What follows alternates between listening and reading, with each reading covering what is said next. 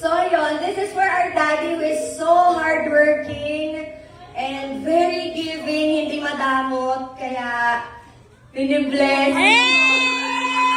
Nasilip na yata. And this is for all your hard work. We love you so much. And we wish you all the best in everything. We love you, Daddy. Open, open. Open! Open!